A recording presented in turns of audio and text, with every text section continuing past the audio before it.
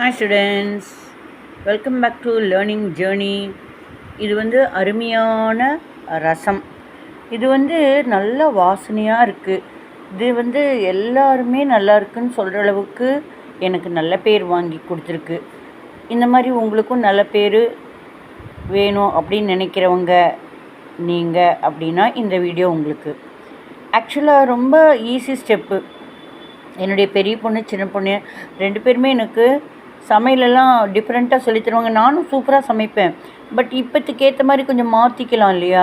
கொஞ்சம் டிஃப்ரெண்ட்டாக டேஸ்ட் டிஃப்ரெண்ட்டாக அருமையாக நமக்கு ஒரே மாதிரி சிலப்போ வாச்சா வாய்க்கும் ஏச்சா ஏய்க்கும்.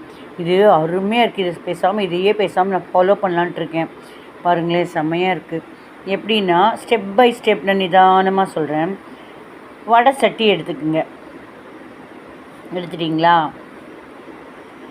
எண்ணெய் வேணுங்கிறவங்க எண்ணெய் ஊற்றிக்கலாம். நெய் வேணுங்கிறவங்க நெய் ஊற்றிக்கலாம். இல்லை எண்ணெயும் நெய்யும் கலந்து வடை சட்டியில்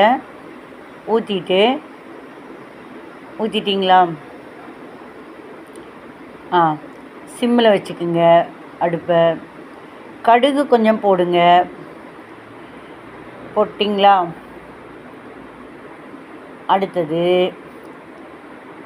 மிளகு, சீரகம், பூண்டு 3மே நுணுக்கிடுங்க. ஒரே நிமிஷம். மிக்சியில் போடுற அளவுக்கு இருந்தால் சின்ன மிக்சியில் நுணுக்கலாம். இல்லை வீட்டில் ஏதாவது பொருள் இருந்தால் அதை வச்சு நுணுக்கிக்கலாம். நம்ம சப்பலாக்கட்டை இருக்குல்ல, எல்லார் வீட்லேயும் சப்பாத்தி கடையிறதுக்கு அந்த சப்பாத்தி போடுறதுக்கு சப்பாத்தி கட்டை இருக்குங்களா, அதில் கூட நம்ம வச்சு நல்லா பொடி பண்ணிக்கலாம். ரொம்ப பொடி இல்லை, ஓரளவுக்கு பொடி பண்ணிக்கலாம். ஸோ வடை சட்டி வச்சுட்டிங்க. நெய்யும் எண்ணெயும் இல்லைன்னா வெறும் எண்ணெய் இல்லைன்னா வெறும் நெய் வடை சட்டியில் ஊற்றுறீங்க. கொஞ்சம் கடுகு போட்டாச்சு நீங்கள். அடுத்தது மிளகு, சீரகம், பூண்டு 3யும் நுணுக்கி இப்போ வெடித்த கடுகு மேலே போடுறீங்க. அடுப்பு இப்போ சிம்மில் தான் இருக்குது. அடுத்தது இதில் அடுத்த ஸ்டேஜு தக்காளியை நறுக்கி வச்சுக்கோங்க. ஒரு தக்காளி 1-2 எடுத்துகிட்டு 8 பீஸாகவும் நறுக்கி வச்சுக்கோங்க. 4 பீஸை விட 8 பீஸாக நறுக்கி வச்சுக்கோங்க. அதை அந்த கடுகுக்கு அப்புறம் மிளகு, சீரகம், பூண்டு வணக்கின பிறகு தக்காளியை 8 பீஸாக நறுக்கின தக்காளியை போடுறீங்க. வணக்கிட்டிங்களா? வதக்குன்னு வதக்குங்க. வதக்கின பிறகு அது தலைமையில் ரசப்பொடி, மஞ்சப்பொடி, உப்பு, பெருங்காயம்,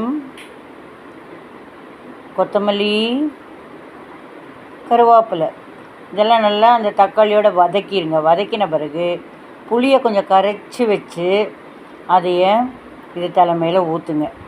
ஊற்றின பிறகு வேணுங்கிற புளிப்புக்கு ஏற்ற மாதிரி ஊற்றிக்கலாம். இந்த ரசப்பொடி சொன்னேன் இல்லையா, அந்த ரசப்பொடியோட காரம் பத்தலைன்னா காரப்பொடி கூட கொஞ்சம் போட்டுக்கலாம், தனி மிளகாய் தூளை. சரி, இப்போ நீங்கள் புளி கரைசல் அதை ஊற்றிட்டு வேணுங்கிற புளிப்புக்கு ஏற்ற மாதிரி காரத்துக்கு ஏற்ற மாதிரி காரம் போட்டிங்க. இப்போ புளி கரைசல் வேணுங்கிற புளிப்பை ஊற்றிக்கிறீங்க. நல்லா கரைச்சிட்டு அந்த சக்கையில் எடுத்தது போக ஒரு கொதிக்க வச்சுட்டு ஆஃப் பண்ணிவிட்டு ஒரு சொட்டு நெய் மேலால் போட்டு இறக்கிடுங்க. அவ்வளோதான். செம்மையாக இருக்குது. டேஸ்ட் பண்ணி பாருங்கள். டேஸ்ட் பண்ணுங்கள். செம்மையாக இருக்குது.